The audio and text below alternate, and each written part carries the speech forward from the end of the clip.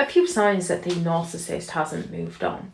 It's not easy when a genuine relationship breaks down, when two people who love and care about each other recognise that they do not want the same things out of life and have to go their separate ways. However, because they genuinely cared about each other, then maybe those pangs of regret as one person moves on.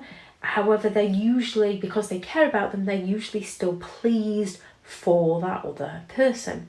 When it comes to a narcissistic relationship, narcissistic people are very envious of you. Therefore, they don't want to see you moving on, and they themselves can struggle to move on just like anybody can. A narcissistic person can move on with a whole new family, and you can have a whole new family, yet they'll still believe within their mind that you want them back.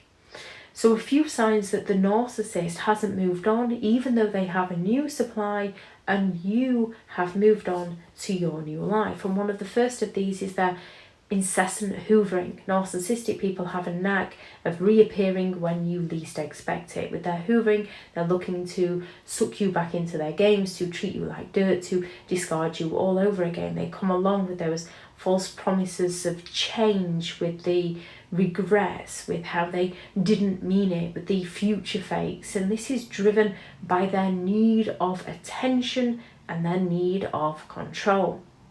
They can come across strong, jealous of your new life because they envy your new life. So they're going to try and win you back. They can talk badly of your new partner. They can claim even though you've got a new partner, you still want them, because that's where they're coming from. They have a whole new supply, but the new supply isn't giving them the attention they want, so they're envious of what you have, and they're the ones who want you back. They go all out to smear your name, to tarnish your reputation, to turn others against you with their lies and their half-truths, to make you look like the villain so that they can play the victim, so that they can gain that sympathetic attention and validation that they weren't the problem. Everything was all your fault.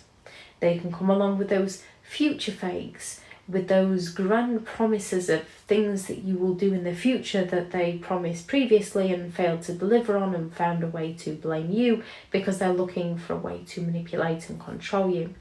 They themselves can try to create that competition, that triangulation with the new supply, to provoke feelings of jealousy within you.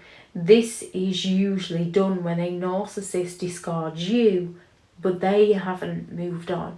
You're struggling with the trauma bond and the grieving process, and they will flaunt a new supply in front of you because they want to make you feel inadequate. They want to make you feel inferior. They want to make you feel jealous. So it feeds their ego and feeds their reality, because they can play the victim of how you're bitter, you're jealous, you're crazy to other people. So it feeds the narcissist reality, even though they're creating that competition, they're creating that triangulation. And another sign a narcissist hasn't moved on, which is an unusual sign, is when they fall silent on you. They attempt to regain control when they realise that all attempts to get you back are futile.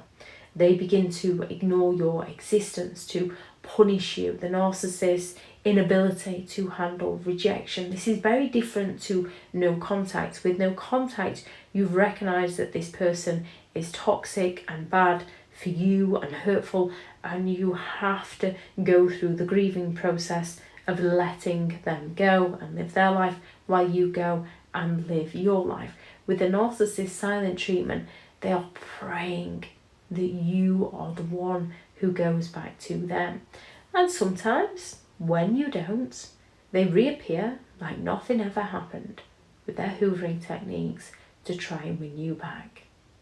Because when it comes to narcissistic people, they don't like losing supply. They feel entitled to have you, to own you.